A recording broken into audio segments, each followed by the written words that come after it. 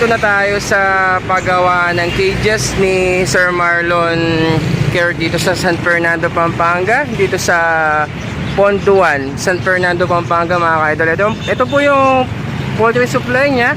Ito yung mga available na cages niya dito na nakailera po dito sa daan ng San Fernando, Pampanga, mga ka-idol. Kaya mamaya titignan natin, papasok tayo mamaya sa paggawaan ng cages ni Sir Marlon. Kaya ito po, napakaraming cage na nagawa nila at meron nang nakasakay dito sa kanya sasakyan. Ewan ko sa kanya ba to or mga order yan, mga ka-idol. Ayan po yung mga available cages niya dito. Kaya mamaya kumakain lang yung mga nagtrabaho niya dito para pasukin natin kung paano yung ginagawa at paano yung process para makita natin talagang solido yung pagkagawa ng mga cages niya dito, mga ka-idol, para naman makita natin sa mga gusto mag-order dyan. Indicate natin yung pangalan ni Sir Marlon Care dito para makapag-inform kayo sa kanya kung magkano yung mga cages na tinitingnan niya dito, mga ka-idol. Ayan po yung mga cages niya, mga ka-idol, yan ha. Papasok din tayo sa kanyang poultry supply para makita din natin yung kanyang poultry supply dito, mga ka-idol. Ayan, papasok lang tayo. Mamaya papasok din tayo sa kanyang paggawaan ng cages. Ayan po, nasa loob na tayo sa kanyang poultry supply ni Boss Marlon. Kaya ayan po, meron siyang mga dog food dito, mga pagkain ng mga manok. Ayan, tapos sa mga may alagang mga ibon dyan, ayan po, meron mga African mix, canary mix, and then mga conditioner para sa mga alaga ng mga manok niyo, mga ka-idol. Ayan po, halos naka-organize po lahat yan. Tapos meron pa dito sa mga may hilig na mga may aso dyan, meron din mga tali dito, mga ka-idol. Tapos sa mga nest box, ayan po, sa mga may hilig mag-breed ng mga ibon, meron din siyang available dito na mga nest box. Ayan po, mga available na ibon din niya dito. Nagtitinda din siya dito, mga ka-idol. Ayan po yung mga parakeets, yung mga mahilig sa mga parakeets dyan, mga ka-idol. Tatlong linya po yan. Halian, halos parakeets po lahat yan, mga ka-idol. Tapos meron pa mga accessories para sa mga ibon, mga patukaan, inumin, ganyan. Yan, mga kompleto po dito, mga ka-idol. Tapos meron mga vitamins sa mga aso at pusa, mga ibon. Ayan po. Tapos yan si ma'am, baka gusto mag-shoutout. Ayan, ang pangalan mo, ma'am? Lou. Ma'am Lou, yan. Siya yung nagtitinda dito. Siya yung cashier ni Boss Marlon. Kaya yan, mamaya, ma-interview natin si ma'am kung may girlfriend. Ang galing mo. Nakadalawa ka na, pang chamba. Pentuloy. Boyfriend, kung baka available pa siya, mga ka-idol. Ayan po, si Ma'am Lou. Kaya stay tuned lang kayo, mga ka-idol. Maya-maya papasok tayo at kausapin natin si Ma'am Lou dito para naman meron tayong konting idea, mga ka-idol. Ayan. Mga ka-idol, ito, nandito na tayo sa paggawaan ni Boss Marlon ng mga cages dito. Kaya ito, papasyal lang tayo sa mga gumagawa dito. Yung mga bata niya na gumagawa ng mga cages. Titignan natin kung paano yung process na paggawa ng mga cages dito para makita natin kung ano yung process na paggawa dito sa cages ni Boss Marlon Care ng San Fernando, Pampanga, mga ka-idol. Yan po yung mga iba-ibang klaseng mga cages, mga ka-idol. Yan, oh. Ito, papasyalan lang natin ito si kuya na assemble per alambre po. Yan, mga ka-idol, oh. Yan, para kita natin kung paano yung paggawa na ano. Baka lamigin ka, kuya. Wala pa naman damit. O yan, oh. Yan, mga ka-idol, oh. Tignan nyo, napakagaling, napaka-organized talaga pagka ayos ng mga per alambre po. Yan, mga ka-idol, oh. Yan, makikita mo kung paano talaga ginagawa yung mga cages dito. Yan, oh. Talagang ganyan yung ginagawa nila, mga ka-idol, oh. Talagang mabusisi talaga, mga ka-idol, oh. Yan, oh. Kaya kitang-kita mo kung paano yung pagka welding. Yan, oh. Talagang niipit lang. Talagang sanay na yung mga gumagawa dito, mga ka-idol, oh. Hindi ka ba napapaso dyan, boss? Sakto lang. Akala ko napapaso siya, mga ka-idol. Sakto lang pala. Sanayan lang, oh. Kasi sanay na sila nag-ano ng ganyan, mga ka-idol. Yan, oh. Diba? Napaka-process talaga ng paggawa ng mga cages dito. Kaya pinasyalan natin dito si Boss Marlon Care ng mga trabahador niya dito para makita natin kung paano yung pagkabusisi at pagkagawa ng mga cages dito sa San Fernando, Pampanga, mga ka-idol. Ayan, no? Nakikita nyo, mga ka-idol, yung pagka-organize talaga. Ayan, no? Talagang organize na organize. Baka matamaan tayo, lalayo tayong konti, mga ka-idol. Ayan, no? Tignan natin yung finished product niyan pagkatapos niya ni sir, oh. Puputok-putok pa. Ayan, oh. Ay, first time kong magano dito, mga ka-idol, kaya nakita natin personal talaga na ginagawa. Ayan, bali natapos siya. Ayan yung pagka-finished product niya, mga ka-idol. Ayan. O, punta muna tayo sa kabila para makita din natin. Ito si Boss. Yan yung gumagawa ng mga design. Yan. Yan, oh. Iniikot-ikot lang. Design sa harapan yan, mga ka-idol, ha. Yung minsan, diba, iba-iba yung mga design po ng mga ano. Ito, Boss. Boss, pahawak ako na. Yan. Ayan, linalagay sa harapan po ng ano, yung sa pintuan, mga ka-idol. Ayan po.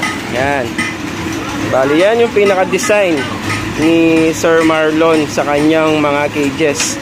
Kaya, para alam mo kung kaninong cages yung ano niya. Ito yung finished product, boss. Ito yung finished product na linalagay sa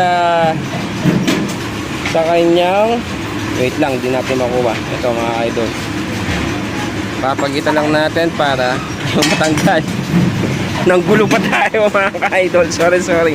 Ayan, oh. Diba? Napakaganda. Ayan, sa pintuan po ng mga cages po yan. Ganyan po yung pagka-design niya, mga ka-idol. Ayan. Boss, thank you, boss. Ayan, dito naman. Punta naman tayo dito kay Kuya. Ito, mahaba yung ginagawa ni Bossing dito. Kaya titignan natin paano yung pagka-process niya dito, mga ka-idol. Yan, oh. Medyo mahaba to. Parang flight cage yata yung ginagawa ni boss, eh, no? Ayan, mga ka-idol, oh. Talagang pinapantay muna bago welding para maging okay yung pag ano ng ano niya, mga alambre, mga ka-idol. Ayan, oh. Ayan. Mahaba-haba po yan. Ayan, oh.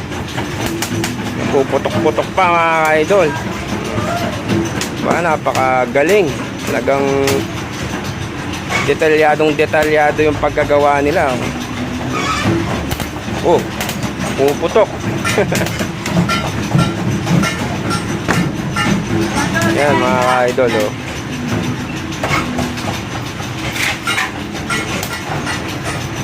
Galing, first time natin makakita ng mga ganitong gumagawa ng mga cages, mga idol, oh. Talagang napakabusisi yung pagkagawa nila.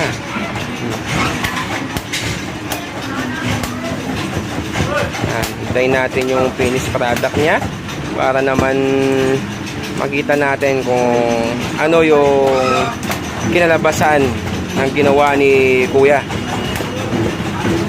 Yan, mga idol, oh. Talagang napakaganda. Yan, oh. Talagang pulido.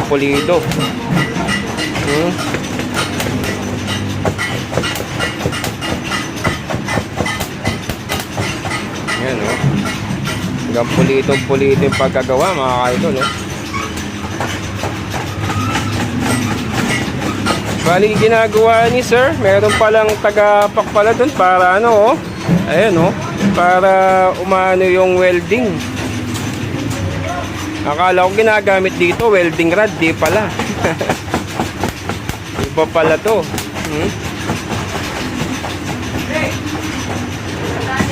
Sanay na si Kuya, kahit mapaso, wala lang sa kanya. Sanay na yung mga gumagawa dito. Yan, no? O, konti na lang, malapit na matapos. Talagang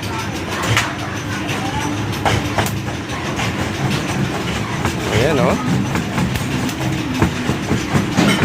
Talagang Talagang pulidong-pulido mga ka-idol, ha. Talagang mga cages ni Boss Marlon dito, mga quality mga ka-idol.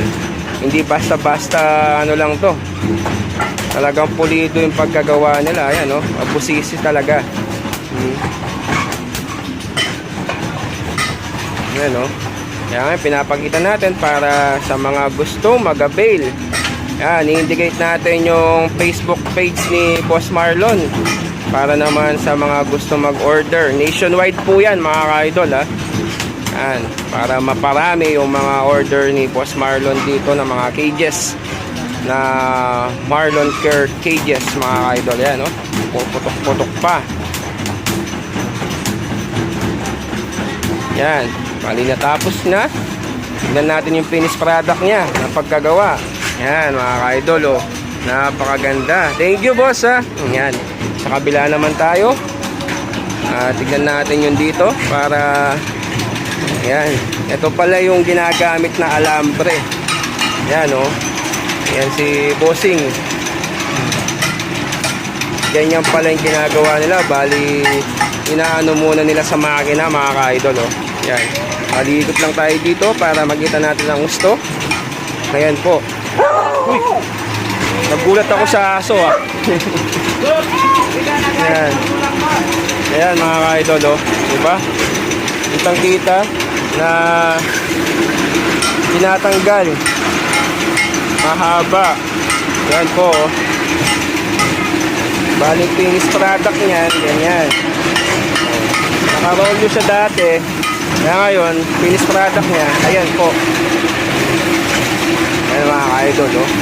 Talagang kailangan kung mag-business ka ng mga ganito, kailangan meron ka mga makinang mga ganito para naman meron kang paggawa ng mga cages dito mga ka-idol. Ito si sir. Ewan ko ano ginagawa nito. Ayan, bali siya pala yung nagpuputol ng mga sobra. Ayan mga ka-idol, oh. Tinatanggal niya yung sobra na alambre sa side by side. Yan, oh. Talagang siya yung nag-aayos. Yan, oh. Talagang detalyado po yung pagawaan talaga dito mga ka-idol, oh. Yan.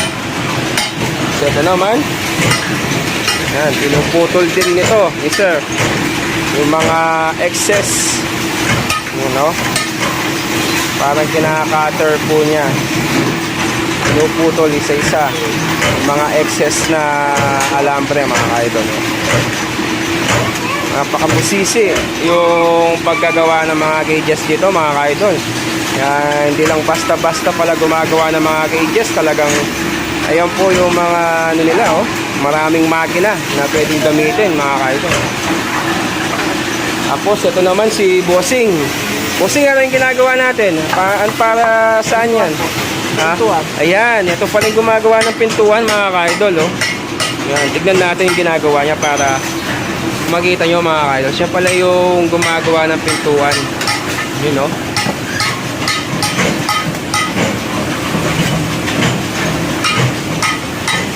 Halos lahat ng ano dito, mayroong mga iba-ibang ginagawa. Nakitang-kita mo talaga, napakabusisi. Yan po, yung kinalabasan niya mga ka-idol, oh. Yan, pintuan, oh. Tignan nyo, talagang ay, mainit. Aray ko. Medyo mainit pala. Apakilam tayo mga ka-idol. Kaya yun, no? Ayan, no? Sa pintuan. Napaso tuloy tayo. Ayan, yung mga finished product ni boss. Thank you, boss, ha? Ayan. Tapos dito naman, tignan natin mga ginagawa ni Bossing dito. Ayan, no? Ayan, inaayos yung per alambre. Tignan natin yan kung ano yung ginagawa ni sir para makita natin kung ano yung finished product yung ginagawa niya. Ayan, oh. Talagang bali binabalutan siya ng box para ano, maging pa-box po siya mga ka-idol, oh. Ayan. Yun, oh. Yun, oh. Ganun lang, oh, parang Nakikita mo parang napakadaling gawin, pero siyempre yan, mga sanay na yan mga ka-idol. Siyempre medyo mahirap po yan mga ka-idol kung hindi pa talaga totally sanay na gumawa ng mga cages. Ayan, no? Talagang napakabusisi ng pagkagawa mga ka-idol. Ayan, no? Talagang pinapantay talaga. Hindi ka basta-bastang gawa lang ng gawa.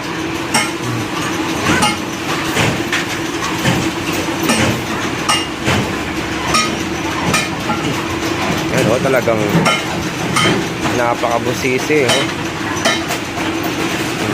Bali, yan po yung pagkagawa niya. Pag natapos po yan, ito po yung finished product po na pag natapos mga ka-idol, ayan, oh. Bali, ito yung pinaka-finished product niya. Diba? Bali, yan po yung natapos ni Bossing. Maraming order dito kay Sir Marlon. Tapos ito naman, yung isa ni si Bossing, siya yung gumagawa rin ng pintuan. Yan, no? Talagang ayos na ayos na. Bali yan, yung sa mga pintuan mga ka-idol. Oh. Nakapa-organize talaga.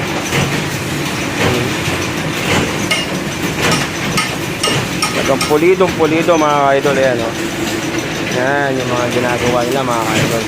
Tapos dito, tignan pa natin yung mga ano dito.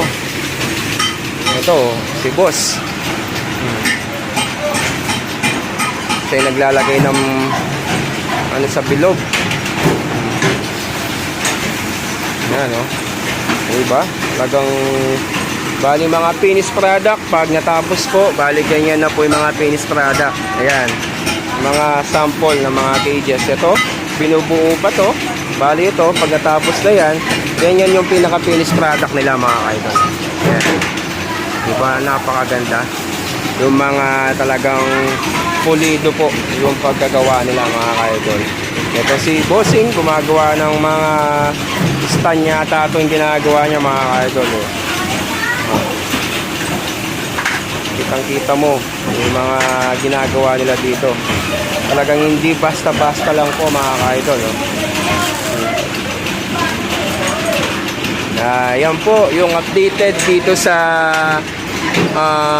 paggawa ng cage dito si Sir Marlon dito sa San Fernando, Pampanga mga ka-idol. Kaya marami po silang ginagawa ngayon. As of now, meron po silang big order.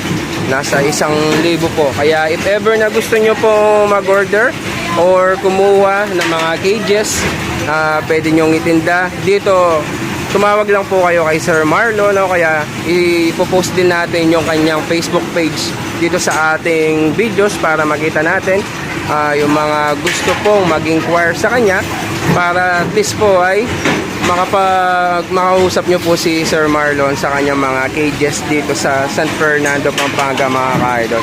Available po yan kahit sa Manila, pwede po siyang magdala dyan o kaya magbenta po dyan mga ka-idol sa mga gustong mag-dealer ng cages dito kay Boss Marlon Care mga ka-idol. Kaya interviewin lang natin si Boss Marlon para naman makakuha tayo ng konting ideas sa kanya mga ka-idol. Kaya stay tuned lang kayo, interview lang natin si Boss Marlon mga ka-idol.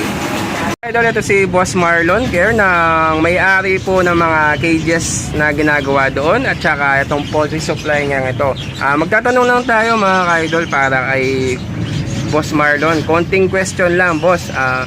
Paano mo napalawak itong cages mong to, boss?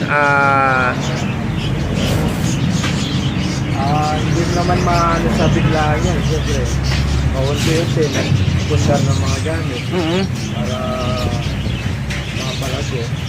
Saka mahirap din na mawak ng mga tao. Dahil na yung mga ibang tao, iba-iba yung pag-ibig. Kaya dapat lagat, pag-ibisama lang yung punan dito. Ayun mga ka-idol, ha. Magtatanong pa tayo, isa pang question kay Boss Marlon. Kasi dati, nagigita ko dito, almost cages lang yung talagang business ni Boss Marlon. Buti pinasukan mo itong poultry supply na to, boss. Dati alam ko cages lang, tapos ngayon meron ka ng sariling poultry supply. Bali dalawa na yung business mo. Paano mo ginawa itong ganitong bagay na to, Idol? Actually, nasa larangan na tayo ng pag-iipon. Alam na natin yung ano. Kaya, nasa ano na ako natin, naisipan ko, sayang yung space na to. Kaya, pinano ko yung poultry supply. Paunti-unti, tinry ko. Hanggang napalago ko. Last question, Idol. Payo mo sa mag-start ng mga ganitong business, ano yung mapapayo mo sa kanila, Idol, para naman may konting idea yung mga mag-start dito sa business na ganito? Siyempre, sa ganyan business, kailangan number one, yung pagkikisama sa mga tao, sa malaki sa mga ano. Huwag mo sabihin maliit lang yung customer sa darating yung araw na lalago yun. Wala naman nag-umpisa na malaki talaga. Kaya yun lang ano, at least kung gusto mong pasuhan yung ano, taga-taga lang. Ayun mga ka-idol, thank you sa pagunlak mo, Boss Marlon, dahil nakapag-vlog tayo sa paggawa ng cages niya at saka sa kanyang poultry supply. Kaya nagpapasalamat tayo kay Boss Marlon sa pagunlak niya sa atin. At saka kung bago ka pa lang sa ating channel mga ka-idol, huwag mo kalimutan mag-like at mag-subscribe at i-click notification bell button natin para lagi kang updated sa ating YouTube channel. Sa mga gusto po mag-order ng mga cages, mga accessories dito kay Boss Marlon, indicate po natin dyan yung Facebook page niya para if ever na gusto nyo magtanong, pwede po natin siyang kontakin doon mga ka-idol. Tapos kukunin din natin yung contact number niya para ma-indicate natin dito sa videos na to na i-upload natin maya maya mga ka-idol. Kaya maraming salamat Boss Marlon sa pagunlak. Thank you mga ka-idol.